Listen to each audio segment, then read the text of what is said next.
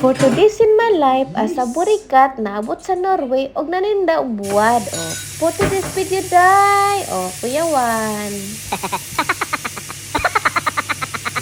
Nagluto di ay si Afam og among panihapon day, no? Og ang lutoon di ay niya mga langga ay pita. Basta pita. Sa mga walang kaila og pita, basta pita. I-search na lang ninyo na unsa nay pita, oy. Og ang palaman niya sa pita ay manok o manok nga fillet. O pwede po na siya kebab, no?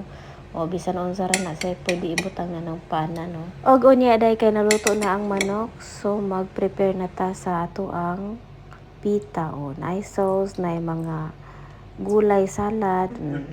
Mo na siya ay iyang paborito mga langga. Waray madali-dali niya kaon, no? Kamirang duha na nga na ni mga langga kay ang akong anak ay sinigang iyahan, no? Kay mo yang request kay paborito jud na niya ang sinigang. Samtang si kog hungit ang akong una-una tuara jud sa buwad day, no?